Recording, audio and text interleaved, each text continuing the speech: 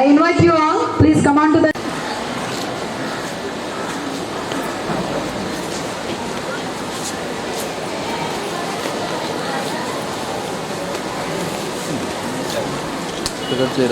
Madam గెలిపి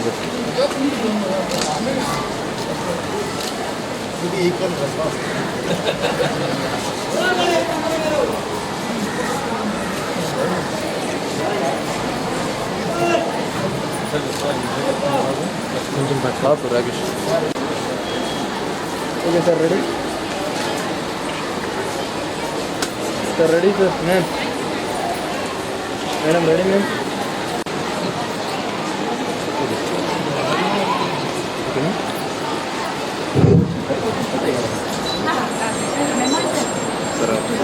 విద్యాలయం sir, ready and ma'am okay.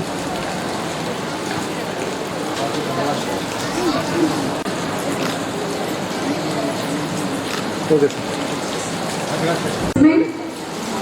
and 2000 from our respected chief guest. Okay Congratulations to you, Akhil. So Akhil also receiving 8,000 cash prize. Sir, ready sir. Sir chairman. 6,000 from our management okay, ready sir.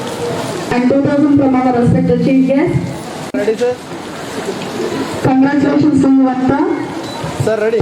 Chairman sir, locate camera. Okay sir, ready sir. Please come on to the dais. R. Prasanna Anjani. Okay sir, ready sir. R. Sharmila. Okay sir. Okay sir. And the children Manasa sir, ready sir. B. Usha. Okay sir. He is studying in Vizag, so his father came. Mukund Rao Garu. Now I invite okay the sir. members who is 9.7 GPA. Okay S. Pavani. Sir, ready sir. A. Tanusha. Okay ready. Okay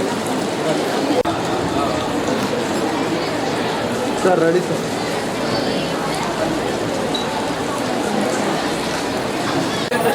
You are very lucky. At the studying time only you are earning the money. Some opportunities for you. Please utilize. Ready.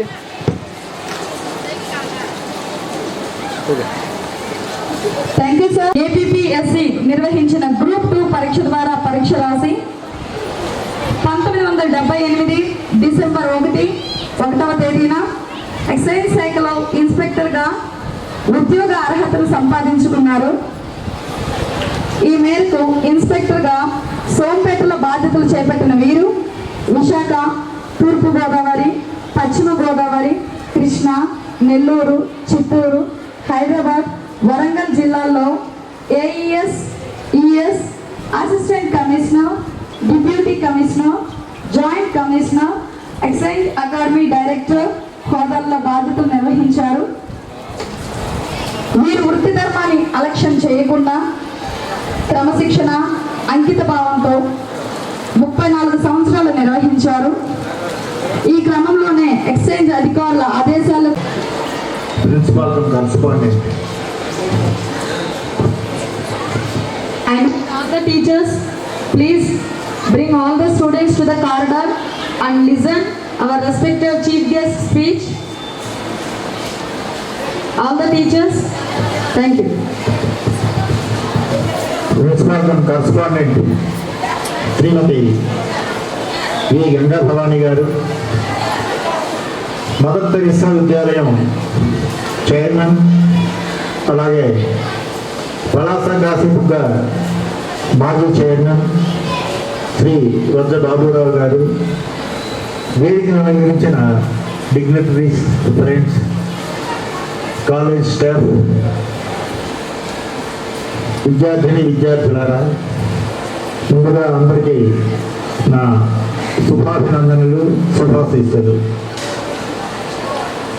ఈరోజు మీకందరికీ తెలుసు, మనం 72వ స్వాతంత్ర దినోత్సవాన్ని జరుపుకుంటున్నాం.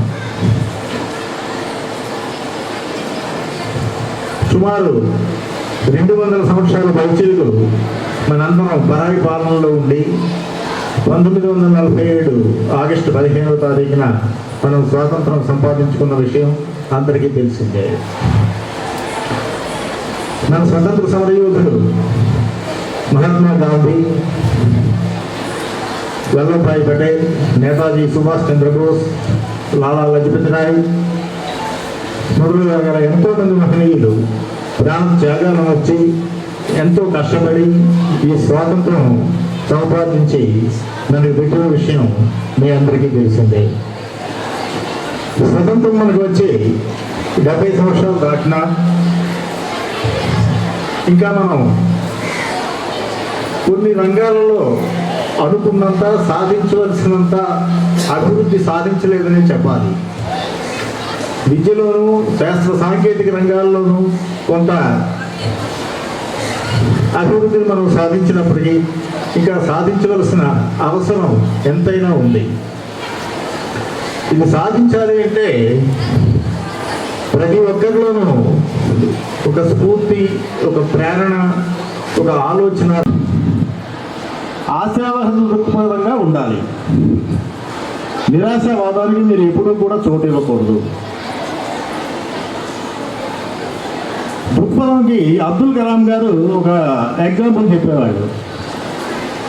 ఆయన దగ్గరికి చాలామంది వచ్చి black colour is not a good colour, it is not auspicious అని చెప్పేవాడట. చెప్తే దానికి అబ్దుల్ కలాం గారు చెప్పిన సమాధానం, మీరు కరెక్ట్గా, you are not correct. Black colour is very good. అటువంటి బ్లాక్ కలర్ కలిగిన స్కూల్లో ఉన్నటువంటి బ్లాక్ బోర్డుల ద్వారానే ఈ దేశ నిర్మాణం జరిగింది. ఎందరో మహానుభావులకు స్ఫూర్తినిచ్చినది ఆ బ్లాక్ బోర్డు, ఆ బ్లాక్ కలర్. కాబట్టి black colour is very good అని అబ్దుల్ కలాం గారు చెప్పేవారట. మరొకటి, యాటిట్యూడ్ అంటే ఎలా ఉండాలి అంటే, విద్యార్థులు ఈసారి ఎలాగ మనకి రైనీ సీజన్, వర్షం పడుతోంది, మీరు జాగ్రత్తగా అబ్జర్వ్ చేయండి. చిన్న వర్షం వచ్చినప్పుడు చిన్న చిన్న పక్షులన్నీ ఏం చేస్తాయి, చెట్ల గుబురులోకి, పొదల్లోకి, చెట్ల మొదల్లోకి వెళ్ళి దాక్కుంటాయి. కానీ మీకు అవకాశం వస్తే మీరు ఈగిల్ని చూడండి. ఈగిల్ అంటే గరుడ పక్షి. ఈగిల్ ఏం చేస్తుంది, ఏ మేఘాల నుంచి అయితే వర్షం వస్తుందో ఆ మేఘాల పైకి పోయి అక్కడ తిరగడం మొదలు పెడుతుంది. That is the attitude of the eagle. అంటే దీనికి ఎట్లా మీరు ప్రేరణ తీసుకోవాలి అంటే, సమస్యలు వచ్చినప్పుడు ఆ సరైన ఆలోచన చేసి మనం ఆ సమస్యలను అధిగమించి సమస్యల పైకి పోవడానికి మీరు ప్రయత్నం చేయాలి. అది యాటిట్యూడ్ ఆఫ్ ది ఈగిల్. ఇక విద్యార్థి దశ నుంచి కూడా మీకు క్రమశిక్షణ చాలా అవసరం. క్రమశిక్షణ లేని వాడు జీవితంలో తను అనుకున్నది సాధించలేడు, అభివృద్ధిని సాధించలేడు. 2 గంటలు స్పెండ్ చేస్తాను. అప్పుడు లక్ష్మీనారాయణ గారు ఏం చెప్పారంటే, నేను ఒక మెసేజ్ చెప్తాను, రేపు మీ ఫ్రెండ్స్ అందరికీ ఫేస్బుక్లో ఈ మెసేజ్ పెట్టు అని చెప్పారట. ఏమిటా message? My dear 1000 Facebook friends, నేను కొన్ని ఆర్థిక ఇబ్బందుల్లో ఉన్నాను. నేను నా account number, bank account number ఇస్తున్నాను. ప్రతి విద్యార్థి, ప్రతి ఫ్రెండ్ కూడా 50 రూపాయలు చొప్పున రేపు నా అకౌంట్లో డిపాజిట్ చేయండి.